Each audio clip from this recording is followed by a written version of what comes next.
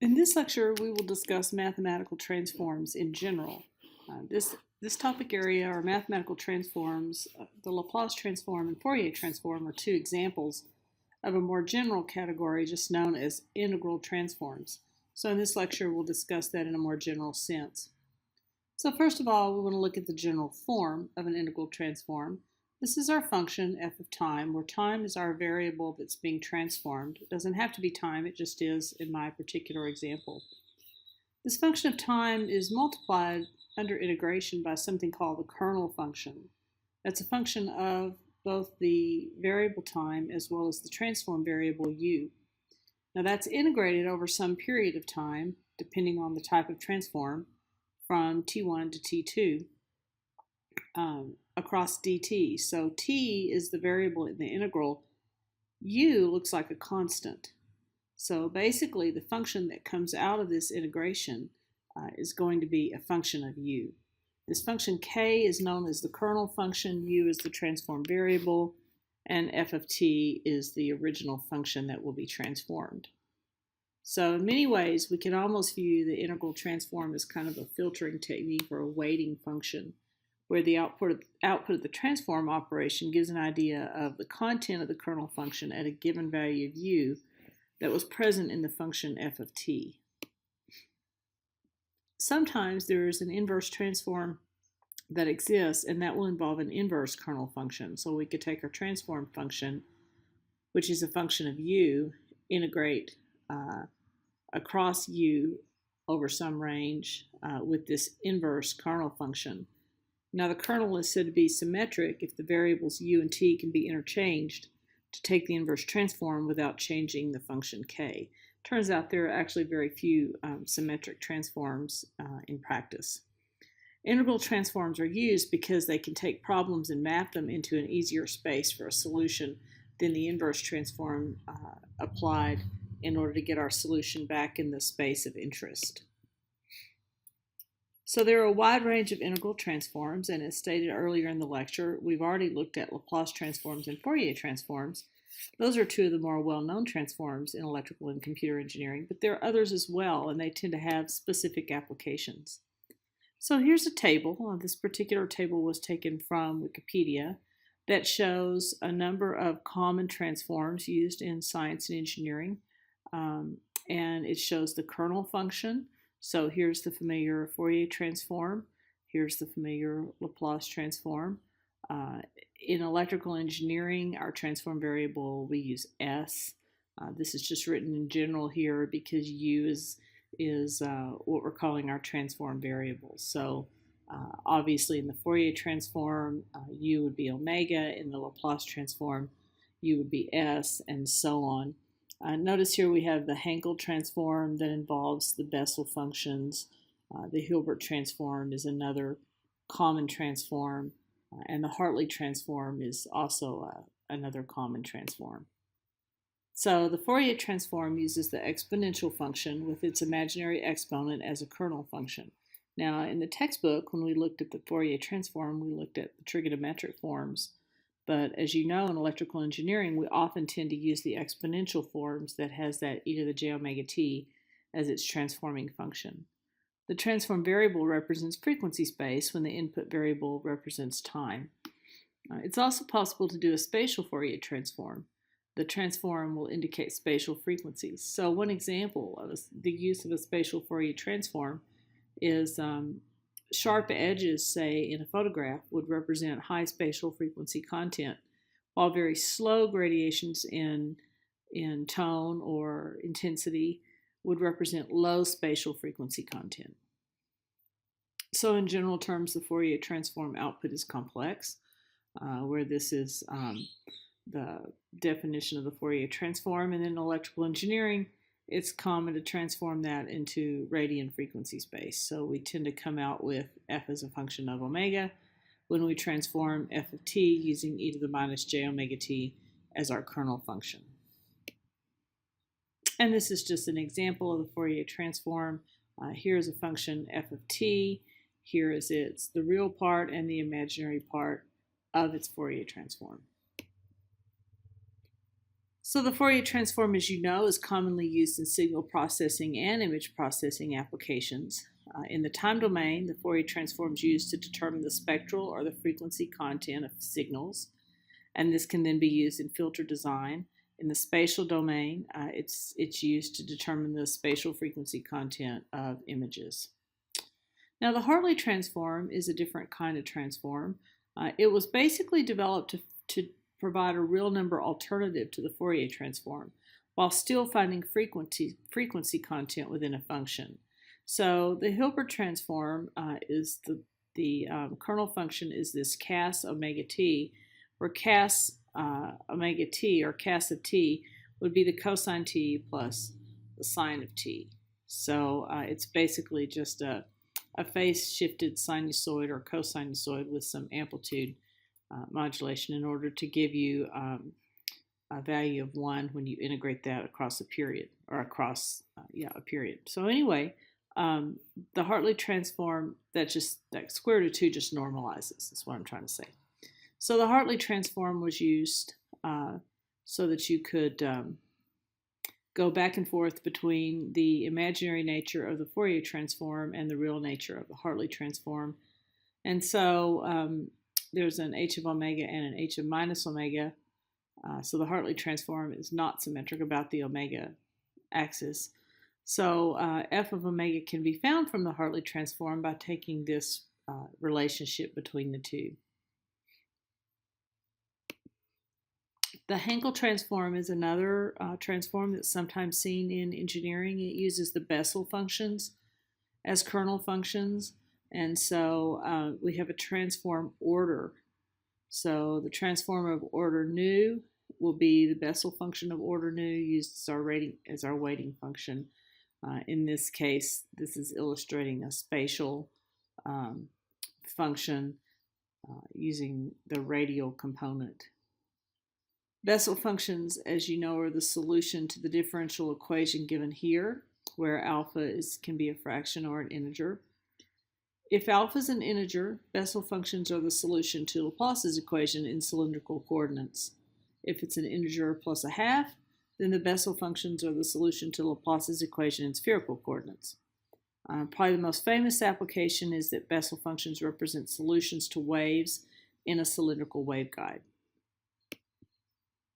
So here are some plots of Bessel functions. Remember, this is of order alpha, so you have your 0th order, your 1st order, your 2nd order. So this is your Bessel function of the first kind. This is your Bessel function of the second kind. Some Hankel transform pairs for 0th order Bessel functions are shown in the table. A main application of this is computer tomography image reconstruction in polar coordinates. So here is that table as promised. So here, remember, this is a 0th order. So here is your function, your f of r, and here is your transform function with k, in this case being your transform variable. So as you can see, 1 gives rise to the weighted spatial impulse, and so on. It's not terribly different from the patterns that are exhibited by the Laplace transform. Okay, the Abel transform is another interesting transform. It's used in problems that have axial or spherical symmetry. In image analysis, this represents the projection of an axially symmetric, optically thin emission spectra onto a plane. So, for example, if you have a photoelectron experiment and you're looking at photo emission, then this would describe the pattern of that on a plane. So here's a geometrical interpretation. The observer looks along this line here, parallel to the x-axis, and what you actually see is you see the projection or the integral of this portion of the source that actually reaches your eye. And so the function f of r is represented in gray. If you're infinitely far away from the origin, then your limits are minus infinity to infinity. And so you're actually looking at sort of this projection of what you would see looking through this this volume that's actually is axially symmetric. The Hilbert transform is another interesting transform. It's used in signal processing and filtering. Here is the expression of the Hilbert transform. Basically, it looks sort of like a convolution, you can see, because you have h of t minus tau and u of tau integrated across d tau. PV stands for principal value, and that's calculated for functions that have a point singularity. It kind of depends on the kind of singularity in the integrand, but the Cauchy principal value is defined as one of the following. It's either given by the finite number here, and then there are some criteria over whether this integral has a value of plus or minus infinity based on the relationship between A and B and C, where your singularity then would be located at B. Normally, we would not be able to transform functions with linear transforms that approach that have a singularity in the transform range. So this is a case where that can be done. Basically, the Hilbert transform is used to create an analytic function. It shifts the phase of a function by 90 degrees. So when might we use an analytic function? Well, as you know, Fourier transform, if you take the Fourier transform of a real function, you'll get positive and negative frequencies. And the reason for that is when you transform using the kernel function e to the j omega t, in order to get a real function that you can measure in the lab that would be sinusoidal or cosinusoidal, you'll have to have an e to the j omega t and an e to the minus j omega t. So effectively, that means you've got negative omega frequencies in order to make up a real valued signal.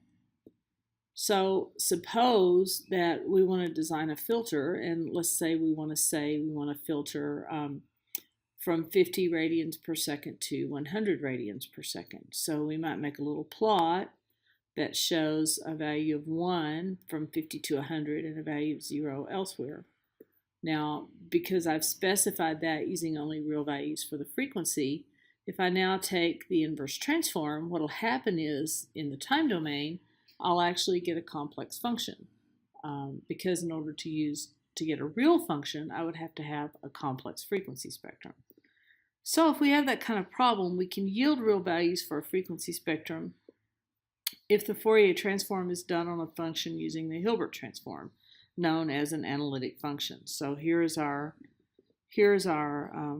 temporal function, our analytic function. It's our function that we would get otherwise plus j or I times the Hilbert transform of that function. So it's kind of an interesting application. Now, kernel functions in Hilbert spaces have a lot of other applications, primarily in machine learning. A Hilbert space is basically an n-dimensional vector space. It's orthonormal and complete. We'll define orthonormal a bit more later when we talk about linear algebra.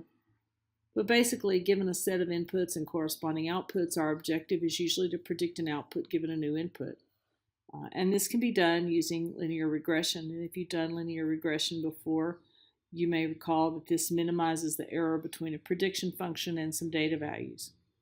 So for more advanced problems, there might be more than one local minimum, meaning you can get non-unique regression fits, or more than one regression line. So what a kernel can do is it can eliminate this problem, and it can also be used to perform nonlinear regression. So if we have higher order terms in X on a curve fit, then kernel functions can be used to facilitate that. The final transform that we'll mention is the wavelet transform. So wavelet functions are orthonormal functions. They define a Hilbert space, and they're square integrable. So this would be an example of basically what that definition was. So if j and k are integers, then the Hilbert basis functions can be constructed basically by using a series of translations and dilations of a mother wavelet. So this is our family of wavelet functions. This is effectively a term that normalizes the function. This j here, this 2 to the j times x, depending on the value of j, this either magnifies or contracts. So contracts or dilates the function psi, and then k shifts the function. So we have a shifted function that can be dilated or contracted. So the wavelet function is called complete because any function h of x can be written as a wavelet series. So this is very much like writing something as a Fourier series, except instead of sinusoidal functions for our basis functions, we've got wavelet functions for our basis functions. And so the goal is to have a wavelet function that fits the functional form of h of x, which results in a rapid convergence of the signal. Wavelets are particularly good for time-localized information because what the wavelet transform can do is it allows us to obtain both time and frequency information about a signal. Now we can use that spatially as well, and so that's commonly used to denoise or compress images. But in the time domain, basically this factor A acts like a zoom. So slower signal features will appear at a larger value of A, and faster signal features will appear at a smaller value of A. And then this factor B represents a time shift. And so anytime we integrate a function of time multiplied by a time shifted version of that function where the shift is a parameter, then we're doing something very similar to convolution. So what this looks like we're doing is we're basically convolving these wavelet functions with this function in the time domain because of the time shift. And then what A does is it changes the nature of the wavelet function and how it appears. So there are some additional slides that we'll discuss in a future lecture talking about wavelets and kind of giving you some documentation on how wavelet functions work in more detail.